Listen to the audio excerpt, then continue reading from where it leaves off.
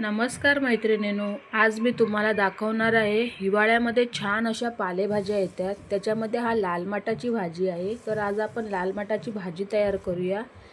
त्यासाठी इथे मी लाल माठ हे बघा व्यवस्थित त्याचे देठ कुटून घेतले आहेत। असे बारीक बारीक तोडून घ्यायचे आहेत देठ आणि व्यवस्थित स्वच्छ धुवून घेतली आहे।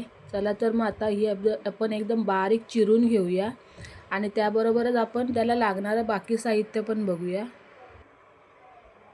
ही भाजी बारीक चिरून घेणार आहे मी। त्याच्यासाठी मी हिरवी मिरची घेतली आहे, एक मोठ्या साईजचा कांदा घेतला आहे आणि थोडं ह्यातलं खोबरं किसून घेणार आहे मी। चला तर मग आता आपण सर्व हे बारीक चिरून घेऊया। बघू शकता इथे मी छान अशी बारीक लाल माटाची भाजी कापून घेतली आहे। चला तर आता ही फोडणी देऊन घेऊया आपण। त्यासाठी इथे मी एक भिड्याचा तवा ठेवला आहे। मी जास्तीत जास्त पालेभाज्या भिड्याच्या तव्यामध्येच बनवते, त्याने छान टेस्ट येते आपल्या भाजीला। चला तर मग त्यासाठी आता आपण भाजी फोडणी करण्यासाठी आपण थोडं तेल ओतून घेऊया। 2-3 चमचे छोटे होईल एवढं तेल ओतून घ्यायचं आहे। तेल थोडं गरम व्हायला द्यायचं। त्याच्यामध्ये मी घेतला आहे इथे कांदा आणि मिरची, ते टाकून घेऊया।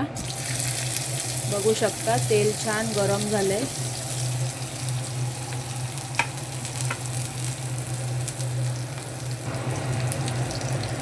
थोडे हे कांदा आणि मिरची परतून घ्यायचं आहे, जास्त करपवायचं नाही आहे, थोडंसं 1-2 मिनिटासाठी परतवून घ्यायचं आहे। आता त्याच्यामध्ये आपण टाकून घेऊया ही लाल माटाची भाजी जी बारीक चिरून घेतलेली आहे ती।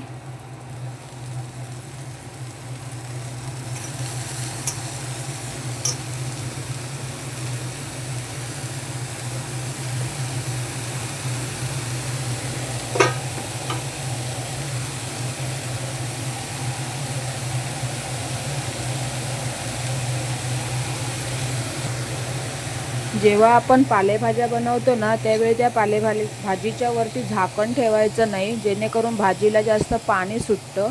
तर आपण अशीच थोडं गॅस बारीक ठेवून भाजी थोडी ढवळून घेऊया।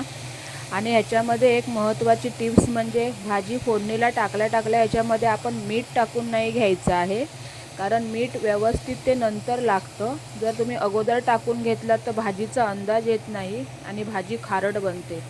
कारण ह्या पालेभाज्या ज्या असतात ना त्या पालेभाज्या थोड्या आळल्या जातात नंतर। आपण जेव्हा कापतो तेव्हा आपल्याला भरपूर सारी भाजी वाटते, पण जेव्हा ती भाजी शिजते ना तेव्हा ती भाजी आळून खूप कमी होते। तर आपण थोडी अर्धवट शिजून झाली की नंतर मीठ टाकून घ्यायचं आहे। बघू शकता मगाशी मी तव्यामध्ये सोडली तेव्हा किती सारी भाजी होती, आता किती भाजी आळून कमी झाली आहे। आता आपण ह्यात थोडं मीठ टाकून घेऊया, चवीप्रमाणे मीठ टाकून घ्यायचं आहे।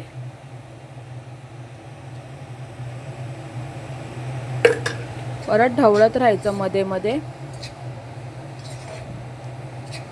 पालेभाज्या ह्या आपल्या 5 ते 7 मिनिटाच्या वाफेवर शिजणाऱ्या असतात, त्यामुळे त्याला जास्त टाइम लागत नाही। बघू शकता जर तुम्ही झाकण ठेवलात तर भाजीला पाणी सुटून भाजी गिलगिलीत होऊ शकते। जर सुटसुटीत भाजी हवी असेल तर भाजी गॅस लो करून असं मध्ये मध्ये ढवळत राहायचं आहे। बघू शकता आपली भाजी रेडी होत आली आहे। आता आपण ह्यामध्ये जे ओलं खोबरं किसून घेतलेलं आहे ते खोबरं टाकून घेऊया। बघू शकता आता व्यवस्थित थोडा गॅस फास्ट करून घेते आहे मी आणि भाजी व्यवस्थित ढवळत राहते। जोपर्यंत ते पाणी पूर्ण मुरलं जात नाही ना तोपर्यंत भाजी व्यवस्थित ढवळत राहायची आहे।